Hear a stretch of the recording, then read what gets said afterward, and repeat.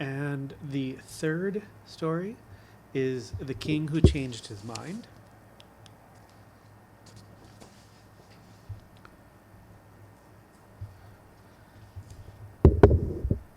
There once lived a king of Errol who possessed the most terrible temper, so that people spoke of him in whispers as the Mad King. To his face they bowed low and fearfully, and he had a bad habit of ordering his executioner to cut off a head now and then upon the slightest provocation, or with no provocation at all.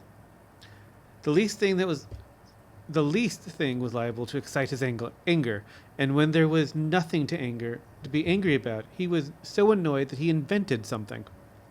This fierce and unreasonable king of Errol held absolute sway over his people, and none in all his domains dared cross his mood or interfere with his cruelties.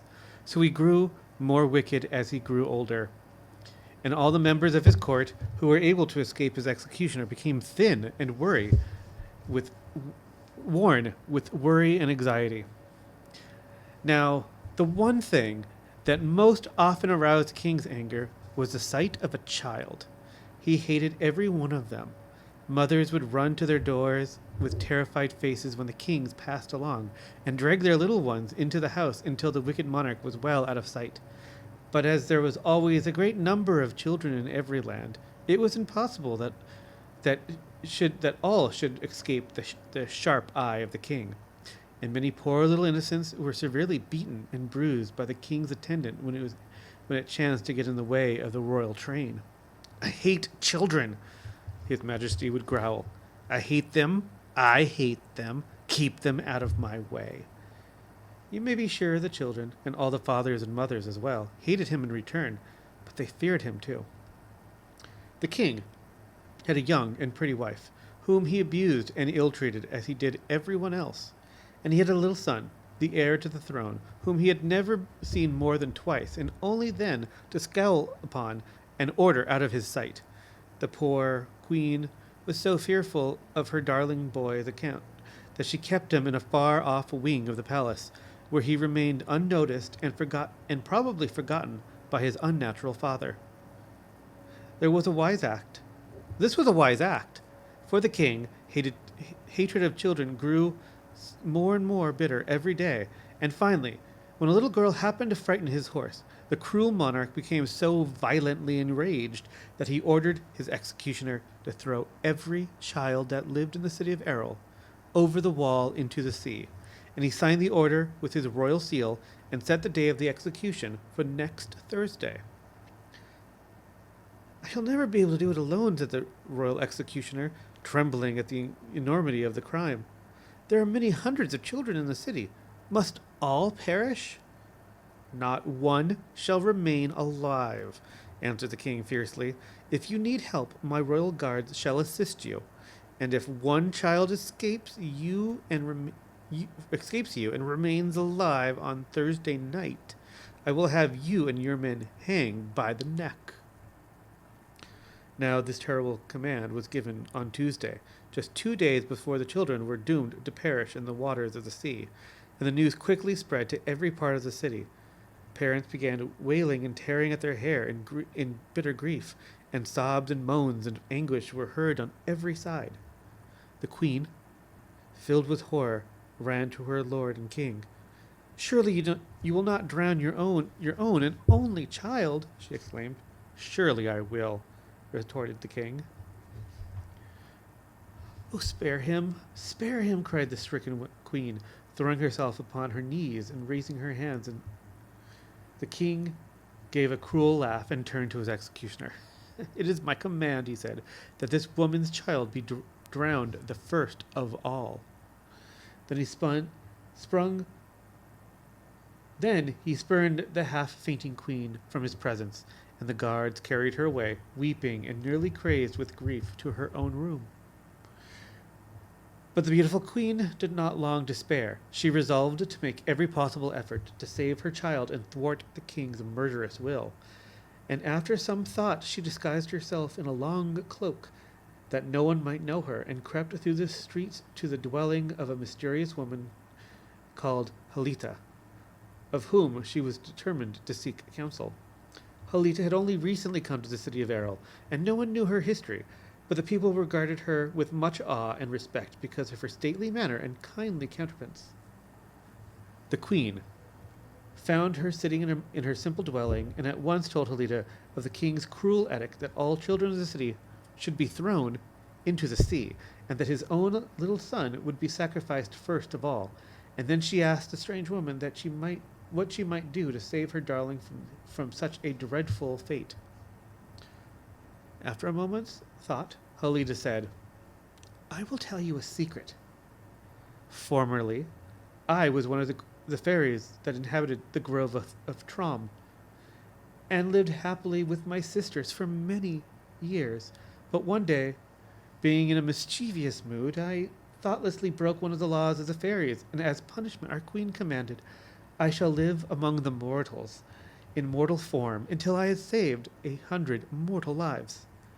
This I have until now despaired of accomplished, but if I can turn the king from his purpose and induce him to change his mind, I will have saved many more than 100 mortal lives and can return to my beloved grove of Trom and resume my life as a fairy. Therefore, I will do my utmost to save your child and all the other little ones in this unhappy town. Bring the little prince here as soon as it is dark, and he shall be securely hidden." The queen hurried back to the palace with a much lighter heart than she had when she left it, and as soon as it grew dark, she led the little prince and a trusted governess to Halita's dwelling, where the good woman concealed him in an underground chamber that was comfortably furnished and lighted by thousands of fireflies placed close together in festoons of flowers that hung from the ceilings. Here the child, and with his governess to attend him, were left to enjoy himself, and the queen kissed her boy goodbye and returned quickly to the palace as Halita had bidden her to. In the morning of the next day, which was Wednesday, the king sat alone in his room, sullen and brooding. He had almost come to regret having condemned so many children to death, but he kept muttering that he hated children, and that he had never in his life changed his mind when once he had resolved to do a thing, however evil it might be. Suddenly, Halita entered the room and stood before the king, who at once became enraged that anyone should dare to interrupt his privacy. "You shall die for this," he cried out. But the woman looked fearless into his face and answered, "You shall also die, unless you recall your wicked order to throw the children into the sea." Something in her appearance or her words made the king uneasy, for he asked, "Who are you that dares threaten me with death?" "My name is Halita," she replied, "and my powers are far greater than yours can ever be, king though you are. Spare the children, and I shall leave you unharmed, but if you dare slay one of the innocent little ones, I shall surely put you to death." Never before in his life had the king been spoken to in this manner, and the woman's words, instead of warning him, filled him with furious anger. "The children shall die, every one of them," he cried. "I never changed my mind, and I dare you to oppose my will." Halita saw it was useless to argue with so unreasonable a person. She raised her right hand and waved it thrice in the likeness of a circle. Instantly the king's form shrank away and grew less until he became the same size as his little son, the prince. Also his features changed into the likeness of his own child, and his clothes were transformed from kingly regalements to that of the dress of a boy. The astonished monarch then sprung from his throne in a shriek of horror and stamped his little foot upon the floor. "How dare you?" he shouted at Halita, but so shrill and childlike was his voice that he stopped short in sudden horror, and presently burst into childish tears. The king's guards, now having come hurrying into the room, but were surprised to find only a strange woman and a child whom they thought to be the prince.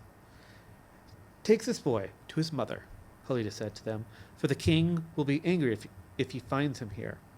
So the guards dragged the king, yelling and struggling, into the apartments of the queen, where one of them said to him, "Unless you remain quiet, the king will not wait until tomorrow to kill you."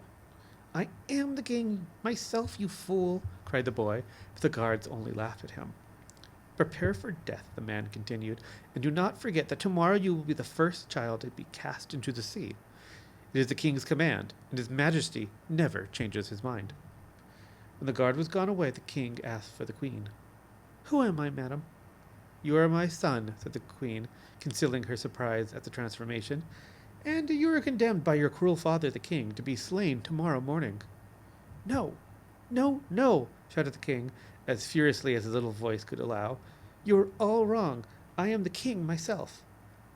For answer, the queen brought to him a mirror, and when the king had looked upon it himself, he became silent, for he saw that his form was that of the form of a child, and he began to realize that by his own decree he was in danger of being drowned in the morrow. But when he tried to convince the queen that he had been transformed, she pretended not to believe him, and that he was no other than her own child. And when he continued to protest, she called a nursemaid and told her to take charge of the boy and make him obey. This nursemaid was by nature cross and short-tempered, so that no sooner had she brought the king into the nursery than she soundly boxed his ears and threatened him with a switch unless he stopped talking nonsense. Be a good child tonight, she said at last, for tomorrow you will die, and then you will be sorry you did not behave when you had the chance. When she left him alone, the king, who had taken the serving woman's rebukes with astonishing meekness, sat himself down and became exceedingly thoughtful. He had never in his life imagined anything one half as dreadful as in the position in which he was now placed. No one seemed to have a doubt that he was the child that he appeared to be, and another day was likely to see him perish miserably by his own command. The more he thought about it, the more unjust this murderous command seemed to be to him, and he earnestly wished he might find a way to prevent his executioner from carrying it out. Thought is a very good thing for one who has been naughty or wicked, and the king thought deeply all through the rest of the day, with the most excellent results. For one thing, he decreed that killing children because they annoyed him was absolutely cruel and should not be allowed, and he also decided that it was a wise thing for a king to change his mind, once in a while, just as other folks do. And he came to believe that children who had crossed nursemaids were much to be pitied, as he formerly blamed them, and he determined that if he could escape his unhappy fate, he would always therefore treat his own child with kindness and consideration. At the end, he thought out a clever plan to save his life. When it grew dark, the cross nursemaid brought him supper of bread and milk, and then put him to bed. But the king did not sleep. He lay awake until everything was quiet, and then crept out of bed, and felt his way into the darkness through all the rooms and passages until he reached the royal council chamber. This he entered, and standing on tippy-toe, reached a candle from the table and lighted it. Then he pushed a chair up to the desk, and climbing upon the seat, managed to open a drawer and find a sheet of paper and the royal seal. The seal was made of virgin gold and set with precious jewels. Very slowly, for his fingers were small to hold a pen, he wrote upon the paper as followed. The edict of death to the children of the city of Errol is hereby revoked by the order of the king. Then he signed and sealed it with the royal seal, and then he carried it to the chamber where the royal executioner slept, and pinned it fast to the door, as high up as he could manage to reach. After doing this, the king felt greatly relieved. He blew out the candle, and he went back to bed again, for he well knew that his orders would be obeyed, and that no children would suffer death on Thursday morning. There was great joy throughout the city of Errol next morning when the executioner publicly declared the king had changed his mind, and for once in his life, and decided to spare the children. The fairy, who called herself Halida, came to the palace and restored the king to his former manly shape. And then she went joyfully away to the grove of Trom, having earned her freedom by saving so many human lives. And the first thing the king did was to send for his little son, the prince, whom he treated with much tenderness, and he earnestly implored the queen to forgive him for his former wickedness and neglect. And because she was a good woman, she forgave him readily, and never had the cause to regret it. in all the many years after. For when the king discovered how much real happiness he could find in the society of his queen and pretty child, he would frequently say to himself, "How glad I am that that fairy made me think, and having thought, I resolved to have changed my mind." The king that changed his mind, first appearance is unknown, but circa 1901, and it was reprinted in the Baum Bugle, spring 1963.